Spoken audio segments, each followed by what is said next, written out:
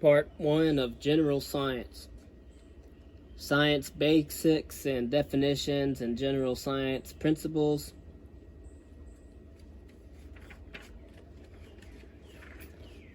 First and foremost, in science basics, is theory. A hypothesis becomes a theory after it holds up to repeated testing, and it may then become a law, fact, or principle if it holds up consistently over time. A meter is the fundamental unit of length in the metric system and in the international system of units. Liter is a special term that is used for a measurement of a cubic decimeter, 10 centimeters times 10 centimeters times 10 centimeters equals 1 liter.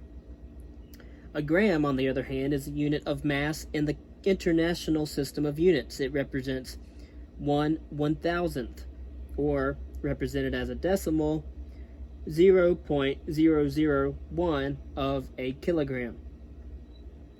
Deci is a metric prefix that represents 1/10th. Now, you might want to keep in mind that Latin roots may help. For example, hydro, the root, Latin root, means water. Or you might also think about metric prefixes, which can help solve a problem. For an example, deci, the Latin root, is 1/10th, and deca is 10, and etc.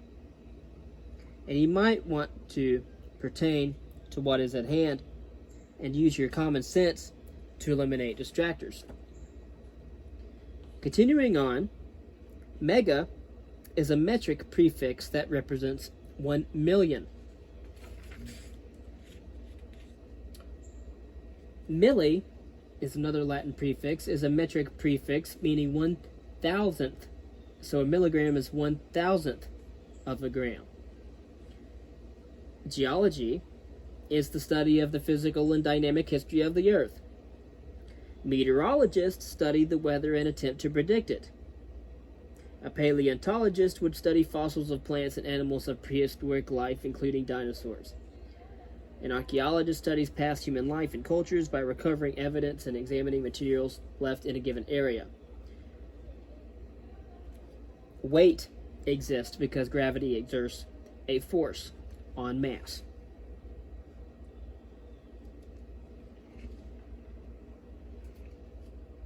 Now we'll go into biology basics. Although agriculture is in part the study of plants, animals, and soil as a whole, it's the science of farming.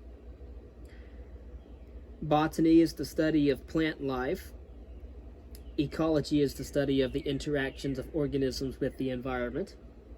Entomologists study bugs or insects, concentrating on six-legged insects. Hereditary, again, geneticists study genes in the hereditary and the variation in living organisms. A carnivore is a flesh-eating mammal, for example, lions, tigers, and polar bears. Taxonomy classifies as groups of organisms in a ranking system according to the characteristics that they share with each other.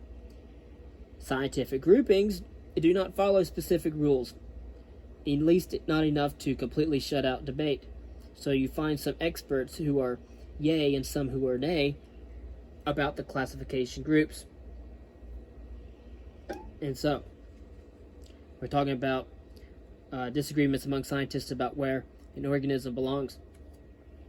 The animal kingdom contains more than 1 million species, and the plant kingdom is characterized by unmoving, living organisms with cell walls made of cellulose. Cellulose is an organic compound. But the Monera kingdom includes bacteria and cyanobacteria.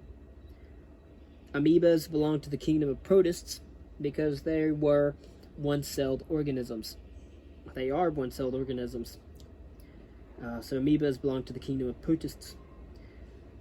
Fungi do not use light to make energy. Instead, they absorb energy and nutrients from their environment. The brain receives, processes, and responds to physical stimuli in the body.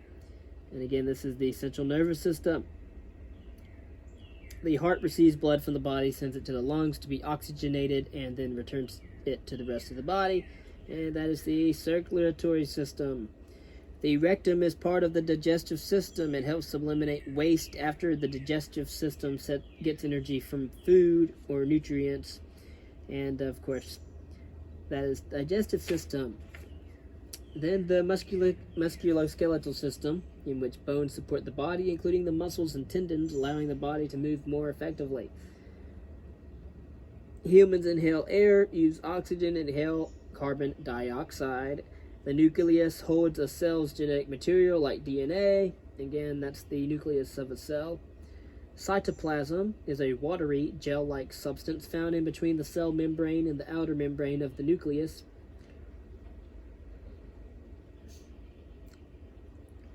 Think of the cell membrane as a sac that holds the cytoplasm in the nucleus, which protects the structure. Chlorophyll, which is what plants contain, is a chemical that helps them create food using sunlight, and this process is known as photosynthesis. The ribosome is a part of a cell that combines amino acids into proteins. Cellular respiration is the process during which a cell produces energy by breaking down its nutrients within that cell. Cellular respiration is more correct than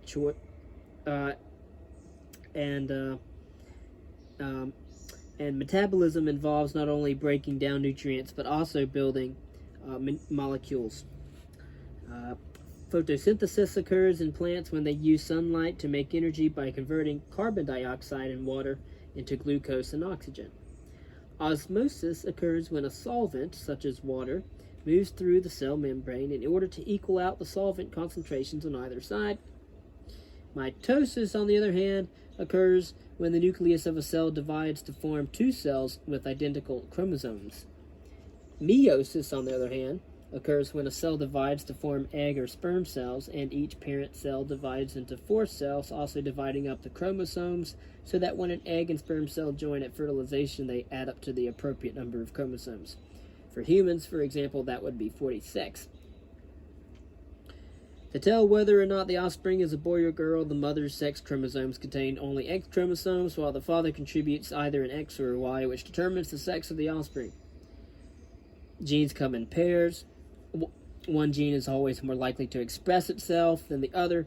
The stronger gene is known as the dominant gene, while the other is considered recessive. A gene is found in DNA and located on a chromosome, and it is responsible for controlling the inheritance of traits in the human body.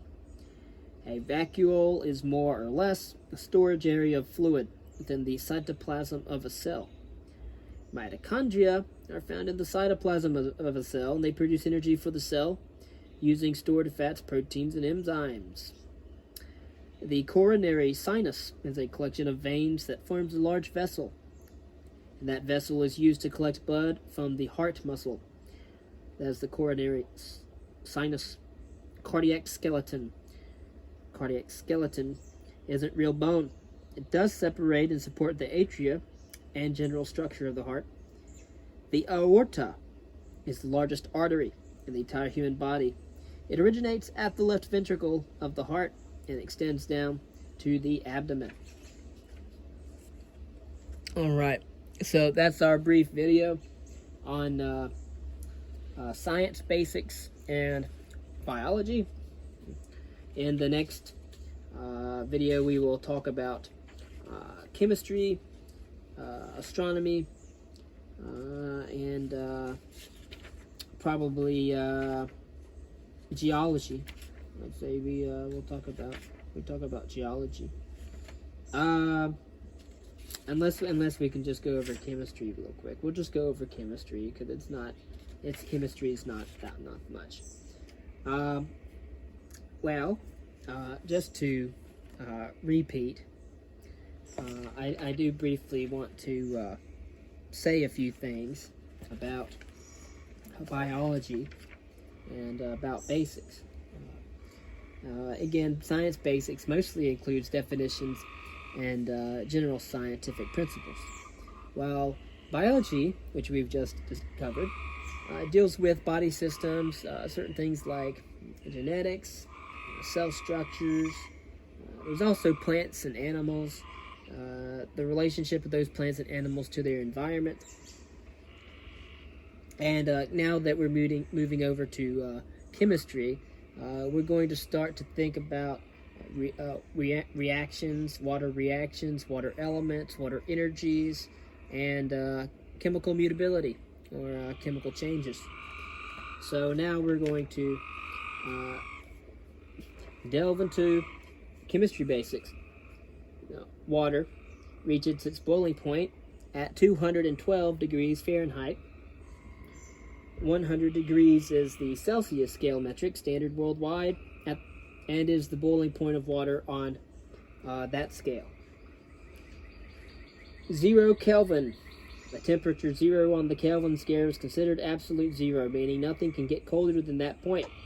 It is equivalent to negative 273.15 degrees Celsius, or negative 459 degrees Fahrenheit. The formula to convert Celsius to Fahrenheit is F equals 9/5 C plus 32. The formula to convert Fahrenheit to Celsius is C equals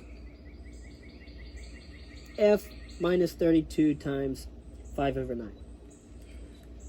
Elements are the most basic form of chemical substances. The elements known to man are categorized as metals, nonmetals, and metalloids on the periodic table of elements. An atom is the smallest recognizable part of an element. The atomic number of an element is equal to the number of protons in its nucleus. Hydrogen is the only element with just one proton in its nucleus, and thus it is the only element with an atomic number of 1. Electrons are negatively charged particles that float around the core of an atom's nucleus. The periodic table lists the atomic number, the abbreviation for each element, and its atomic weight. It also arranges the elements according to their atomic numbers and families of similar elements. Every element is assigned an atomic number. The atomic number is determined by the number of protons in its nucleus, and a uranium atom contains 92 protons. Therefore, uranium's atomic number is 92. Every element is assigned an atomic number, as we have just said. The atomic number is determined by the number of protons in its nucleus, as we have just said. And so a sodium atom contains 11 protons. Therefore, sodium's atomic number is 11. Every element is assigned an atomic number. The atomic number is determined by the number of protons in its nucleus, as we have just said twice. And the helium atom contains only 2 protons. Therefore, helium's atomic number is 2. An object's kinetic energy depends on the object's mass and its velocity. We're talking about the energy of motion. Kinetic energy is defined as the work which is necessary to accelerate a certain mass from a resting position to a certain speed, or also known as velocity.